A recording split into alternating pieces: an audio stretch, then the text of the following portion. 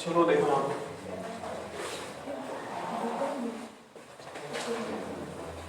क्या पढ़ना था, डिस्पर्जन ऑफ लाइट पढ़ना था। Yes sir.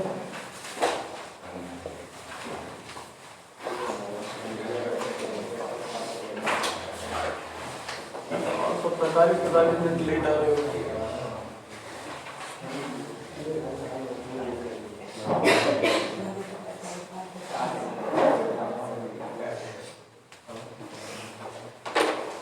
पहले समझा देते हैं, फिर उसके बाद दिखाते हैं फैक्टर डिस्पर्जन ऑफ लाइट में क्या।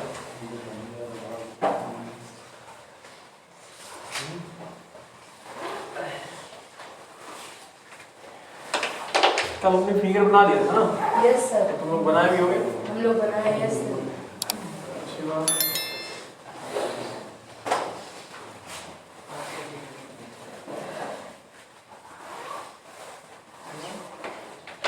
यहाँ से 7 कलर करना पड़ेगा।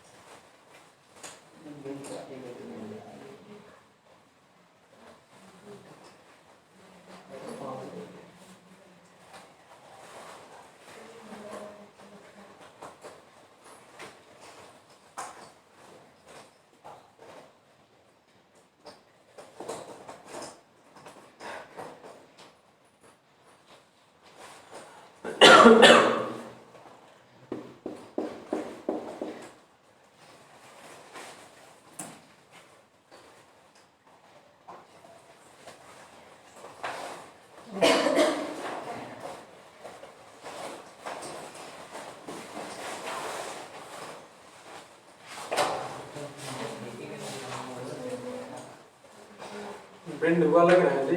Yes sir. बेंड हुआ लग रहा है। ये नीचे वाला कहाँ दिख तो रहा है? नीचे वाला नहीं दिख रहा। नीचे वाला नीचे वैसे लाइन अब मिटा के कर रहे हैं।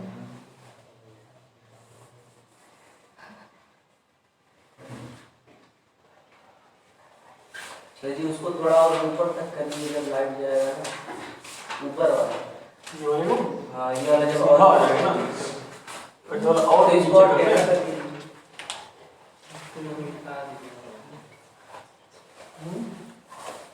मिटका दिया है।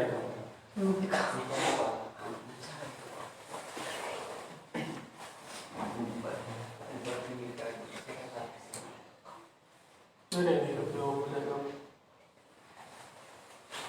एक जब गड़बड़ हो गया तुरंत गड़बड़ हो जाता है। यहाँ पे शर्ट के बटन की तरह है, अगर एक गड़बड़ हुआ तो सब गड़बड़ हो जाएगा।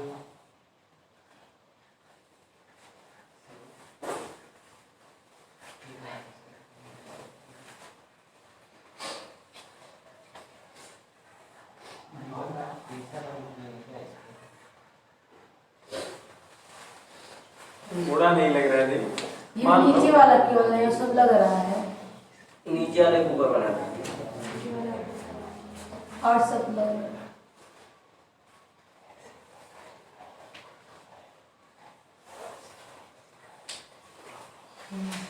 सात हो गए जी। 1 2 3 4 5 6 7।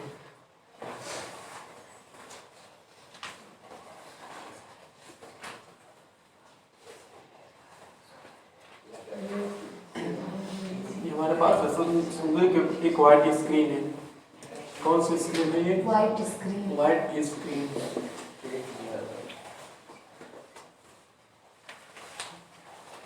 ये भी प्रैक्टिकल किया जा सकता है बिल्कुल। अगर हमारे पास ऐसे मतलब कि वाइट लाइट है तो कितने अपनी कंस्टिट्यूएंट 7 कलर में क्या हो जाएगी, डिस्पर्स हो जाएगी ना, यस सर।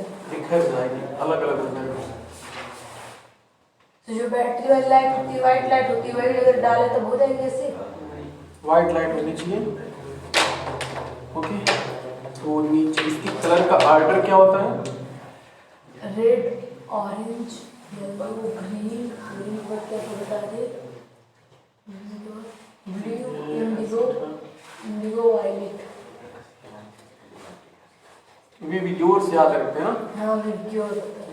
इसका मतलब B I I B B ji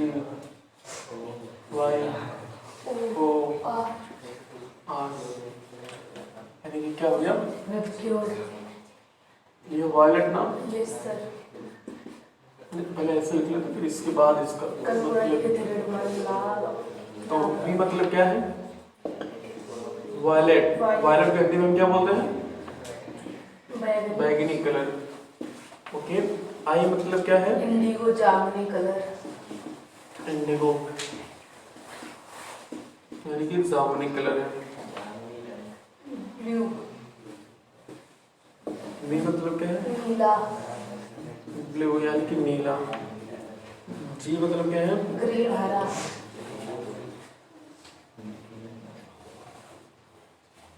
green मतलब हरा।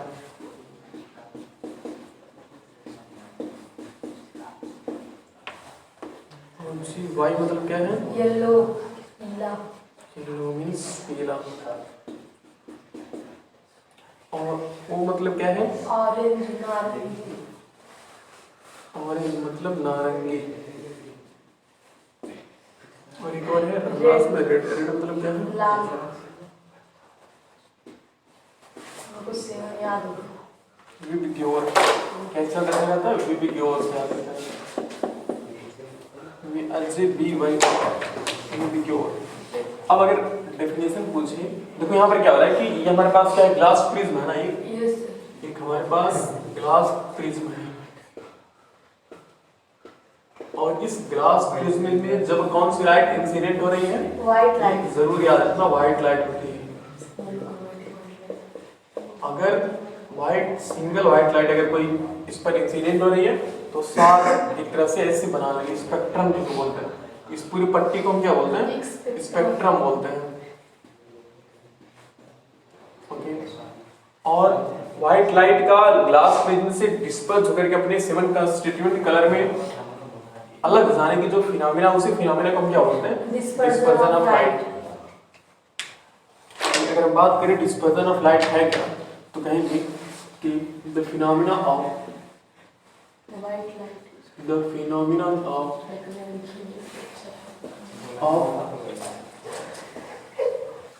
White light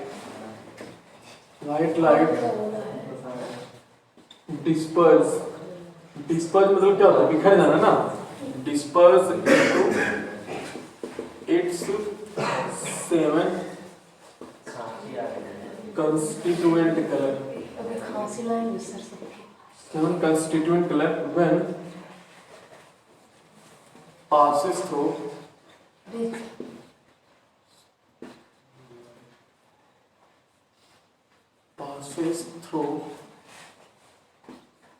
a glass prism.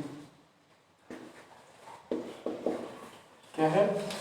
और dispersion of light क्या है? The phenomenon of white light disperse into its 7 constituent color. White light का अपने 7 व्यवहारिक रंगों में अलग होने की जो फिनोमिना है, जो प्रक्रिया, उसी प्रक्रिया को हम क्या बोल रहे हैं? Dispersion of light. और ये कब होता है? When passes through a glass prism, जब एक ग्लास प्रिज्म से पास होती है। अब उसके बाद जो ये स्पेक्ट्रम होता है ना, ये जो हमारे पास 7 रंग की पट्टी मिली, इसी पट्टी को हम क्या बोलते हैं? स्पेक्ट्रम बोलते हैं। Spectrum.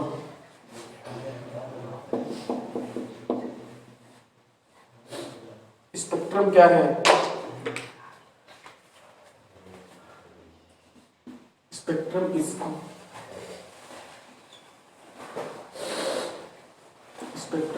a band of 7 colors on a white screen.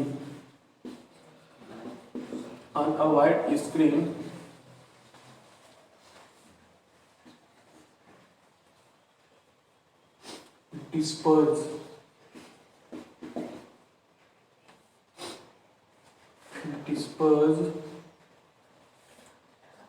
after passes through a glass prism. देखो स्पेक्ट्रम मतलब मेनली इसे समझो कि डिस्पर्जन ऑफ लाइट क्या है। तो डिस्पर्जन ऑफ लाइट क्या है कि जब कोई व्हाइट लाइट की किसी ग्लास प्रिज्म पर क्या होती है, इंसिडेंट होती है तो अपने 7 कंस्टिट्यूएंट कलर में डिवाइड हो जाती है। तो ये जो फिनोमिना है व्हाइट लाइट का अपने 7 रंगों में विभाजित होना, यही फिनोमिना क्या कहलाता है, डिस्पर्जन ऑफ लाइट कहलाता है। और स्पेक्ट्रम किसका, तो बस ये समझो कि जो 7 रंगों की पट्टी होती है ना, इसी 7 रंगों की पट्टी को हम क्या बोलते हैं, स्पेक्ट्रम। स्पेक्ट्रम बोलते हैं। लेकिन ये कहते हैं स्पेक्ट्रम लिखते हैं, स्पेक्ट्रम लिखते हैं, spectrum is a band, spectrum is a band of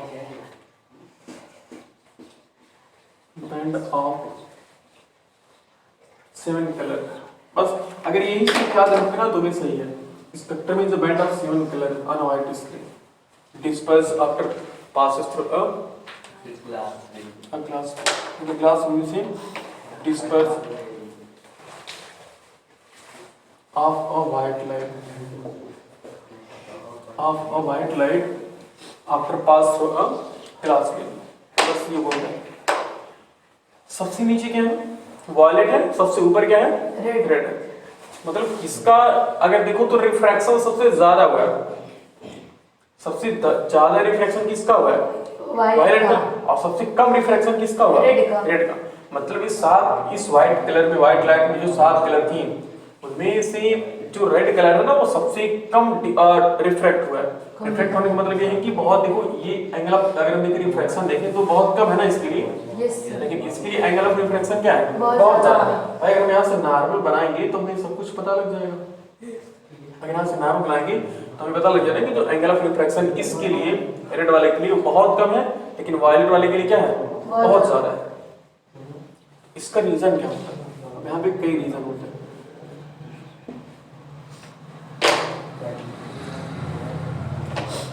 पहले ये देखिए ना, फिर मुझे खाली करके पूरे दोनों मिला के बताते हैं। सिर्फ मेरे ख्याल से नोट करना होगा ना, जल्दी ऑफ कर बता सकते हो।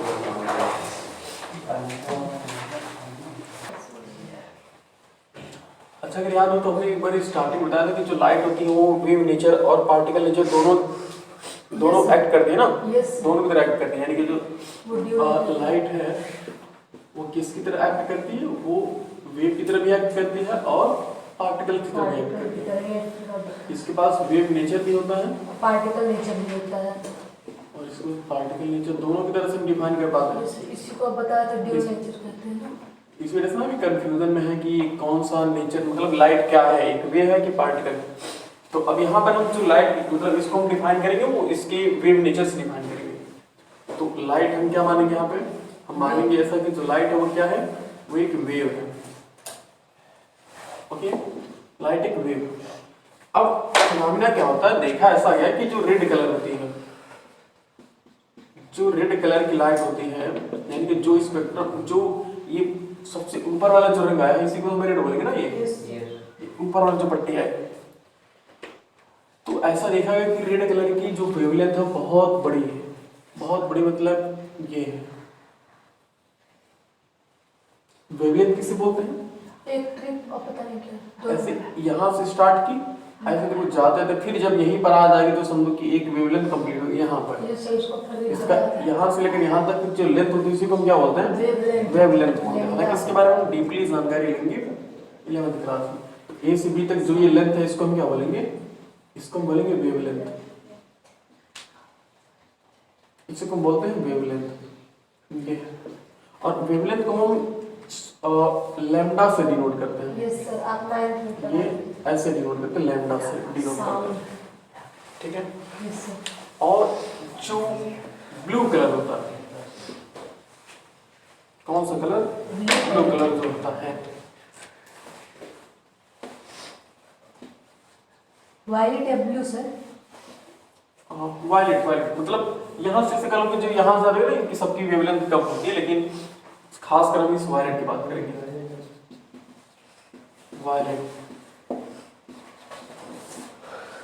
वायलेट कलर देखते हैं कि इसकी वेवलेंथ क्या होती है, उसकी कंपैरिजन में। तो ये देखा गया कि इसकी जो वेवलेंथ होती है ना बहुत कम होती है, बहुत कम, मतलब कि बिल्कुल ऐसे होती है।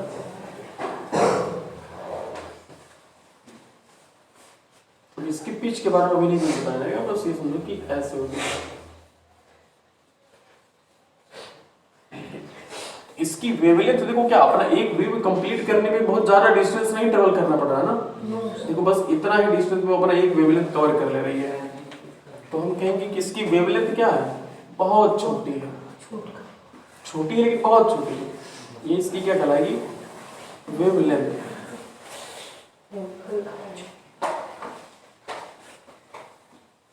वेवलेंथ यानी कि लैम्डा जिसको बोलते हैं। और एक और देखा है, अच्छा बताओ जब वेवलेंथ बड़ी है तो फ्रीक्वेंसी छोटी भी कम होगी कि ज्यादा? फ्रीक्वेंसी मतलब ऐसे समझो कि कितनी बार से ऊपर नीचे हो रहा है, तो ये बहुत धीरे धीरे ऊपर नीचे होगा ना, अरे बहुत ज्यादा ऊपर नीचे होगा। तो मतलब वेवलेंथ होता है कि कुछ एक फिक्स डिस्टेंस में कितनी बार वेव ऐसे ऊपर नीचे हो रही है। तो देखो अगर यहाँ पर एक हो गया और 2 3 4 ऐसे काउंट करेंगे तो 10 हिस्सा मान लो, और इसमें देखो एक ही हो रहा है ना। Yes sir. तो जिसकी वेवलेंथ क्या होती है, जिसकी वेवलेंथ कम होती है उसकी फ्रीक्वेंसी क्या होती है, ज्यादा होती है। इन्वर्सली प्रोपोर्शनल है। फ्रीक्वेंसी, इसकी फ्रीक्वेंसी यानी कि फ्रीक्वेंसी को हम न्यू से डिनोट करते हैं, न्यू एस से बनाया जाता है, इसे वी है, इसको थोड़ा सा टेढ़ा कर दो। हम लोग को साउंड में पढ़ाया था। ठीक ठीक, मुझे भी याद है, पढ़ाया गया था, ये ऐसे न्यू बताते हैं इसे। तो अगर जिसकी वेवलेंथ बड़ी होती है उसकी फ्रीक्वेंसी क्या होती है, छोटी होती है, कंफर्म। तो हमने उल्टा नहीं बना दिया जी, इसकी वेवलेंथ छोटी है ना, यस इसकी वेवलेंथ देखो बहुत छोटी है ना, तो वेवलेंथ छोटी है तो फ्रीक्वेंसी क्या होगी, बड़ी। फ्रीक्वेंसी बहुत ज्यादा है। उसी का उल्टा इस केस में देखा गया तो वेवलेंथ बहुत ज्यादा बड़ी है। वेवलेंथ जब बड़ी है तो फ्रीक्वेंसी क्या होगी, फ्रीक्वेंसी कम होगी। इसकी वेवलेंथ यानी कि जो लैम्डा की वैल्यू है वो कुछ बड़ी है, तो फ्रीक्वेंसी यानी कि जो न्यू है ये क्या होगा, कम होगी, बहुत छोटे। ये देखा गया सबसे टॉप वाले में, सबसे लोअर में। तो टॉप में देखा गया कि इसकी वेवलेंथ बड़ी है और इसकी वेवलेंथ क्या है, छोटी है। तो यहाँ से एक ये स्टेटमेंट दिया गया, जिस कलर की लाइट यानी कि जिस लाइट की फ्रीक्वेंसी, वेवलेंथ की बात करते हैं, जिस लाइट की वेवलेंथ बड़ी होती है वो कम डेविएट होता है एक प्रिज्म से। Yes sir. और जिस लाइट की वेवलेंथ छोटी होती है वो सबसे हाईएस्ट, सबसे ज्यादा डेविएट होता है एक प्रिज्म से रिफ्लेक्शन के बाद। समझ लो, यहाँ से हम एक स्टेटमेंट दे सकते हैं,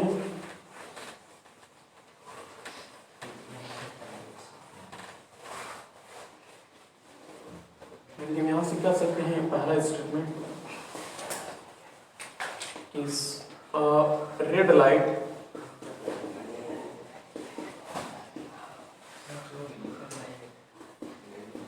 have a high wavelength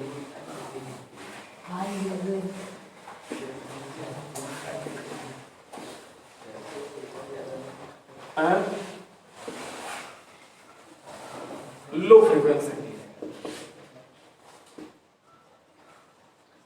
frequency.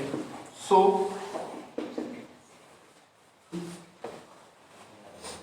and इसी को and violet color light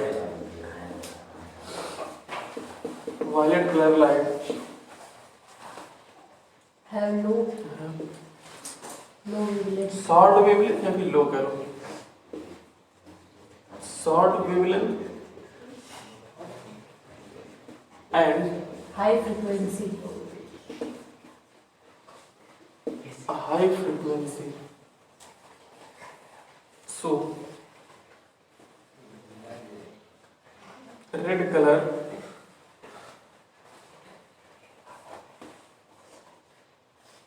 so the deviation in red color is very low.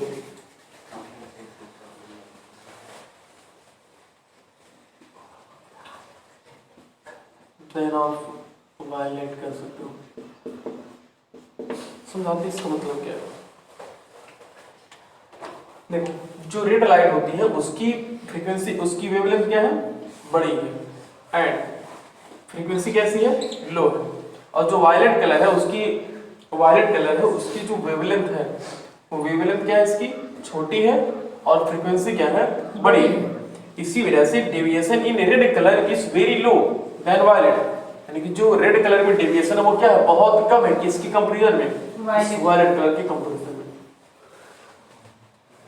और एक और चीज देखा गया, मेन रीजन ये भी है और एक रीजन और ये भी है कि देखा गया तो रेड कलर की स्पीड बहुत ज्यादा है और वायलेट कलर की स्पीड क्या है, कम। तो रेड कलर की स्पीड ज्यादा होने की वजह से भी इसमें डेविएशन कम होगा, और इस वायलेट कलर की स्पीड कम होने की वजह से भी क्या हो गया, इसमें डेविएशन ज्यादा हो गया। लिखेंगे speed of red colour light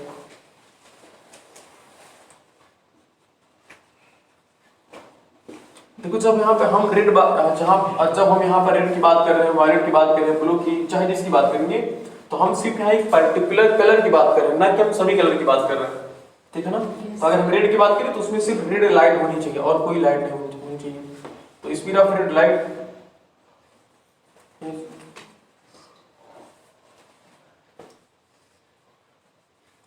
is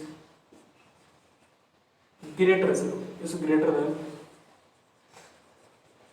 is greater than violet light. Due to this, red light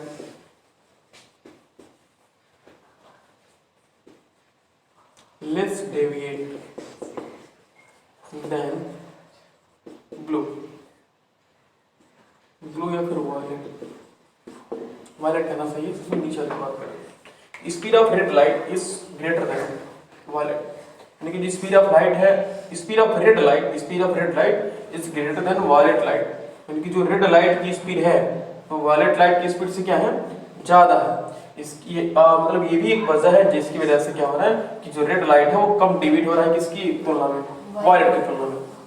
तो दो चीजें यहाँ से याद रखो, पहले की रेड कलर की क्या क्या चीजें ज्यादा होती हैं, इसकी वेवलेंथ ज्यादा होती है और स्पीड ज्यादा होती है, और वायलेट की क्या होती है, वेवलेंथ छोटी होती है और स्पीड भी क्या होती है, कम होती है। और इसकी वेवलेंथ बड़ी होने के साथ साथ फ्रीक्वेंसी क्या होती है, छोटी होती है, और इसकी वेवलेंथ छोटे होने के बाद क्या होती है, फ्रीक्वेंसी ज्यादा होती है। तो उसी को जानते हो, ये फ्रीक्वेंसी इक्वल टू ना इक्वल टू 1/लैम्डा होता है, ये फार्मूला होता है। ये मतलब लैम्डा वेवलेंथ फ्रीक्वेंसी के इनवर्सली प्रोपोर्शनल होता है। सब चीजें आ गई आपको, बस हमें दो रीजन जाना था कि इसकी वजह से रेड लाइट ऊपर, जो रेड लाइट की पट्टी है वो ऊपर, रेड लाइट की पट्टी ऊपर बन रही है और वायलेट लाइट की पट्टी नीचे क्यों बन रही है। इसके दो सॉलिड रीजन है। पहला है कि रेड कलर की फ्रीक्वेंसी छोटी है, यानी कि वेवलेंथ क्या है, बड़ी है, और दूसरा स्पीड इसकी ज्यादा है। और उसी का उल्टा यहाँ पर है, इसकी वेवलेंथ क्या है, बहुत छोटी है और स्पीड भी क्या है, बहुत कम है, जिसकी वजह से बहुत ज्यादा डेविएट हो रहा है। ये नोट करो।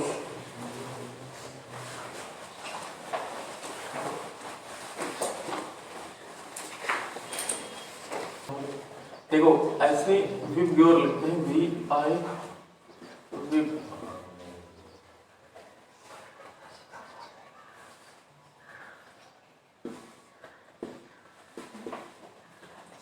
अगर मैं सोचूं इसमें से हम ऊपर नीचे से ऊपर जाते हैं तो कौन चीजें बढ़ती है, बताओ। नीचे से अगर हम नीचे से ऊपर जाते हैं तो वेवलेंथ क्या होती है, बढ़ती है, इंक्रीज करती है।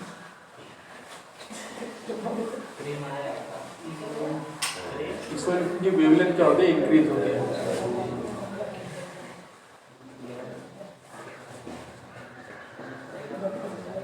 वेवलेंथ इंक्रीज करती है। और अगर हम ऊपर से नीचे आते हैं तो क्या होता है, डिक्रीज करती है फ्रीक्वेंसी।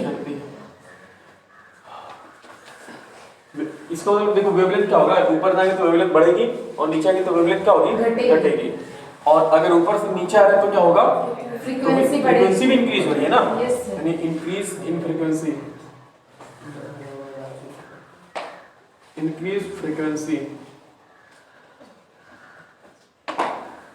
और एक और चीज, अगर हम नीचे से ऊपर जाते हैं तो स्पीड ऑफ लाइट के बारे में क्या कहना चाहोगे, ऊपर वाली स्पीड ऑफ लाइट ज्यादा होती है जितना ऊपर जाती है, मतलब जैसे जैसे हम ऊपर चलते जाएंगे स्पीड ऑफ लाइट क्या होती जाएगी, ज्यादा होती जाएगी, बढ़ती जाएगी, इंक्रीज स्पीड ऑफ लाइट।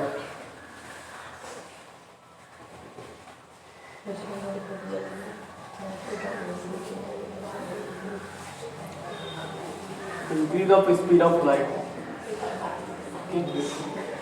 ये लिख लो तो कहीं पे, ये उसी के बगल में कहीं बना के लिखो।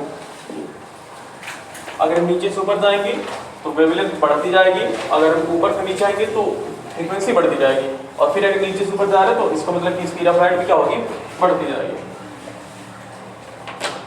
तो चार के लिख लेंगे। और एक और चीज, अगर हम सोचो एक मिनट, अगर हम नीचे से एक और ना यहाँ बना लेना, एरो को यहाँ बना दे रहे हैं, अगर हमने ऐसे नीचे से ऊपर जा रहे तो क्या होगा,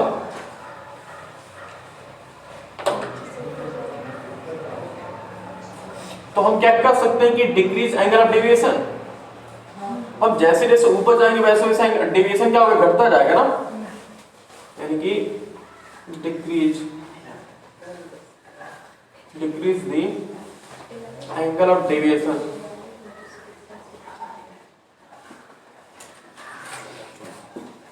decrease the angle of deviation.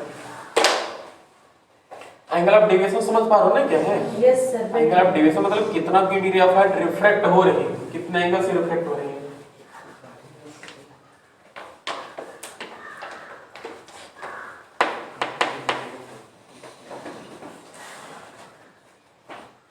सुनो सुनो सुनो, अब देखो यहाँ पे शांति का सहयोग दीजिए, यहाँ देखो। अब जब सुनो, जब डिस्पर्जन ऑफ लाइट का आविष्कार हुआ ना, तो जब ऐसा पता लगा कि किसी फ्रीक्वेंसी व्हाइट लाइट को 7 कलर में क्या कर दिया जाएगा, स्प्लिट कर दिया जाएगा, तोड़ दिया जाएगा। अब इसी को सोचने हमारे पास आ गए कौन से महान scientist, sir Isaac Newton. Sir Isaac Newton साहब आ गए, वो लगाने लगे अपना दिमाग पे।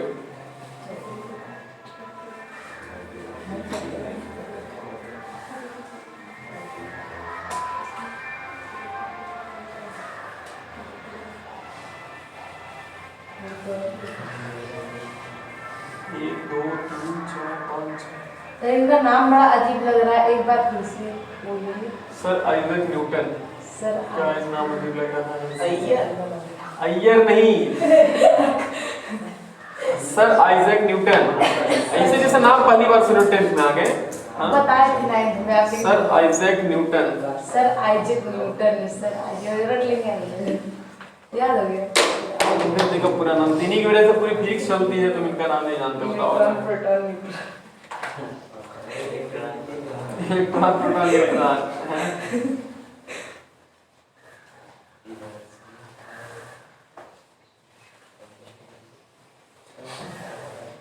कोई महिला इंटरव्यू लेती है तो वही बताता है। पेपर देखा। हाँ हाँ पेपर लगा, पेपर दे क्या था, बहुत दफा बोलता है, मतलब बहुत फॉर्म में बोलता है, उल्टा नहीं हो रहा जी, ऊपर से। हाँ गंदा बंदा रहा है इस समय।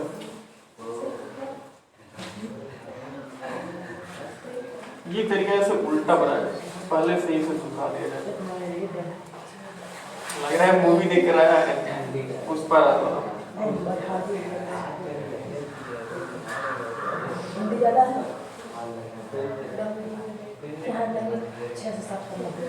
यस तुम्हारी स्कूल में नहीं लैब मैनुअल बनाया जा रहा है, बना चुके, कंप्लीट हो गया।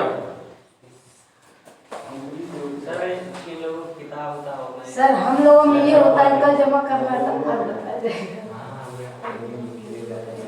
ऐसा कैसे होगा? कॉलेज में तो फिर जनवरी में होगा।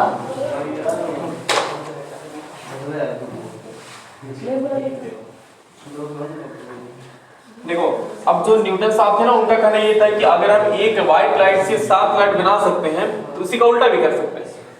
अगर हम चाहें तो इस 7 जो हमारे पास स्प्लिट हुई लाइट है, इनको हम मिला दे तो क्या बन जाएगी, एक व्हाइट लाइट बन जाएगी। और ऐसा हमने करके दिखाया, एक्सपेरिमेंट किया, उसमें इसी प्रिज्म को उल्टा रख दिया। देखो ये दूसरा प्रिज्म लिया, सेम उसी के सिमिलर था और उसको बिल्कुल ऐसे उल्टा रख दिया। अब जब यहाँ पर रख देते यहाँ भी क्या होगा, रिफ्रैक्शन होगा कि नहीं होगा जी? होगा सर। रिफ्रैक्शन बिल्कुल होगा। रिफ्लेक्शन। रिफ्लेक्शन नहीं, रिफ्रैक्शन। ये सर बुला सोच लो हमारी जगह पे अगर रहते तो अपन हिमांशु सर होते तो क्या कहते हैं? उनके पास दिमाग नहीं है। नहीं कहते ना, अगर वो हमारे जगह पे होते तो क्या कहते? सर बार बार नहीं कहते हैं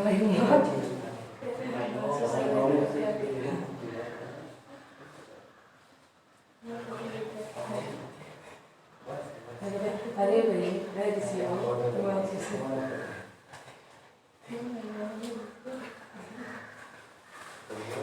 भाई हिमांशु सर पे क्यों गुस्सा करेंगे? फिर हम क्या बोल देंगे, पागल बोल दिए थे ना। हिमांशु सर को इतना सुना देते हैं ना, अगर किसी टीचर को सुना दे जिंदगी में भूलेगा नहीं उनसे। इतना हम सुनाते वो सुनते चले जाते हैं। हिमांशु सर ये सीधा गाय सीधा है, वो नहीं पता है क्या है, पागल है। चोर नंबर 1। हाँ?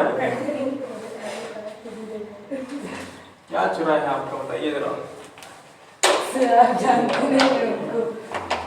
देखो जी, ये कौन सी लाइट है? यह व्हाइट लाइट। ये एक्सपेरिमेंट सबसे पहले न्यूटन सर ने किया था। अगर हमारे पास कोई ट्रायंगल है, एक ट्रायंगल कहते हैं जी, क्या है ये? प्रिज्म है। प्रिज्म है, ग्लास प्रिज्म। यह है ग्लास प्रिज्म। तो ग्लास प्रिज्म, और ये भी क्या है? Glass prism. Similar glass prism, बिल्कुल उसी के जैसा सिमिलर है ये।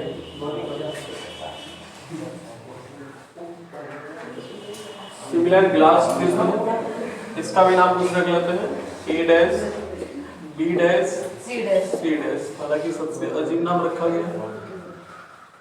PQR होती है। तो लास्ट में जो लाइट निकल के गई वापस, ये भी कौन सी लाइट निकल के गई व्हाइट वापस? लाइट। ये भी व्हाइट लाइट ही बाहर निकल के गई। व्हाइट लाइट बाहर निकल गई। मतलब उन्होंने कहा कि अगर हम एक व्हाइट लाइट से 7 कलर बना सकते हैं तो उन्हीं 7 कलर को अगर हम फिर से रिकम्बाइन कर दें तो क्या बन जाएगा? व्हाइट लाइट बन जाएगी। यानी कि इसे हम बोलते हैं, शांत हो जी, recombination of spectrum light. Spectrum light मतलब जो 7 कलर की लाइट है उनको क्या किया जाएगा? रिकम्बिनेशन किया गया। और हम रिकम्बाइन कर देंगे तो कौन सी लाइट फिर हमें जनरेट होती है? White light. हमारे पास व्हाइट लाइट ही जनरेट होती है। इसको सबसे पहले किसने किया था, होल्ड किया था, बताया था, दिखाया था करके? सर आइजैक न्यूटन ने।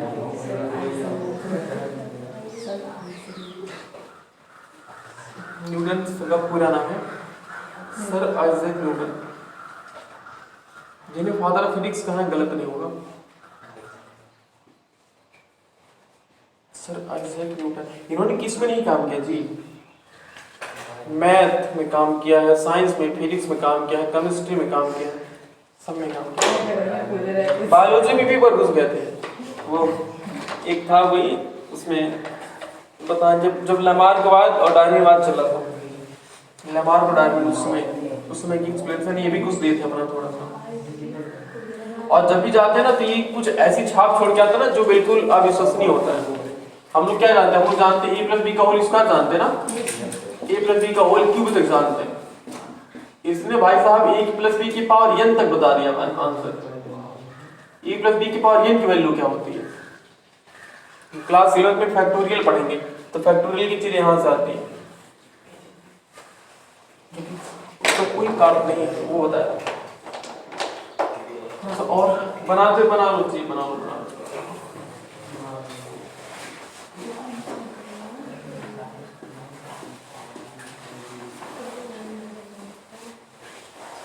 मतलब अगर ये नहीं समझ आ रहा ना तो कॉपी को उल्टा कर लो, उल्टा करके ऐसे देखोगे तो बिल्कुल ऐसे दिखेगा जैसे ये वाला पहले हम बनाए थे।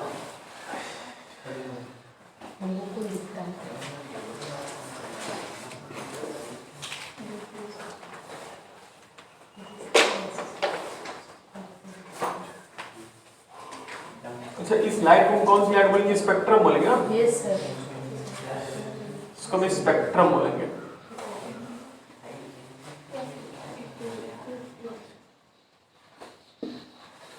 स्पेक्ट्रम यानी कि अगर हमारे पास एक प्रिज्म है,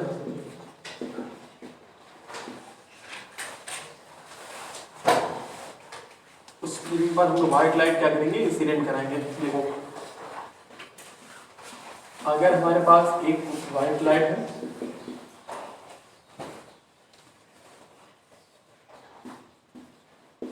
एक व्हाइट लाइट है, इस व्हाइट लाइट को हम कहाँ इंसिडेंट कराएंगे? ग्लास प्रिज्म पर।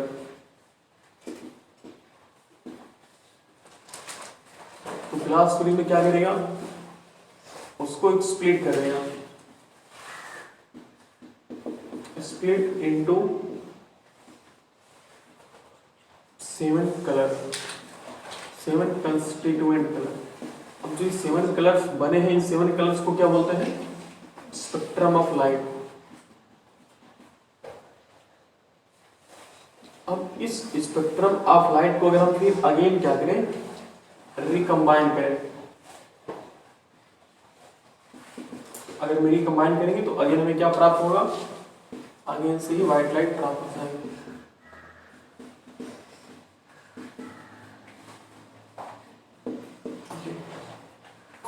हाँ, लेकिन जो एक तरह से जो फ्रीक्वेंसी यहाँ होगी ना व्हाइट लाइट की, वो फ्रीक्वेंसी यहाँ पर नहीं होगी, क्योंकि यहाँ से कुछ रिफ्रैक्शन, जैसे जब रिफ्रैक्शन होता है तो जब रिफ्रैक्शन होता है तो वहाँ रिफ्लेक्शन भी थोड़ा होता है। Yes sir. ये होता ना कि जितना क्लियर हम तुम्हें देख पा रहे हैं उतना क्लियर हम तुम्हें मिरर में नहीं देख पाएंगे, क्योंकि जब रे ऑफ लाइट आते हैं तो वहां से कुछ रिफ्रैक्ट कर जाते हैं, कुछ रिफ्लेक्ट करते हैं। तो ये होता है। तो जितना मतलब ऐसे समझो कि जितना चमकीला ये लाइट दिखेगा ना, उतना चमकीला ये लाइट नहीं दिखेगा। चमकीला मतलब कि जितनी तीव्रता ये होगी, जितनी मात्रा यहाँ पर लाइट की इंसिडेंट की गई थी, उतना यहाँ से नहीं रिफ्लेक्ट करती, कुछ रिफ्लेक्ट कर जाते हैं। तो सिंपल है, व्हाइट लाइट को ग्लास विथ में क्या करेंगे? इंसिडेंट कराएंगे। तो वो क्या होगा? Split into 7 constituent colour. तो 7 कंस्टिट्यूएंट कलर में क्या हो जाएगा? डिवाइड हो जाएगा। उसके बाद तो उस जो 7 कंस्टिट्यूएंट कलर बनता है उसको हम क्या बोलते हैं? स्पेक्ट्रम बोलते हैं ऑफ लाइट। तो अब उस स्पेक्ट्रम ऑफ लाइट को हम फिर क्या करें? रिकम्बाइन करें। तो अगेन क्या बन जाएगा? एक व्हाइट लाइट बन जाएगी। बस ये नोट कर लो। उसको हम लोग रिफ्लेक्शन ऑफ लाइट पढ़ेंगे, मतलब रिफ्लेक्शन ऑफ लाइट के कुछ यूजेस हैं। उसके बाद खत्म हो जाएगा चैप्टर।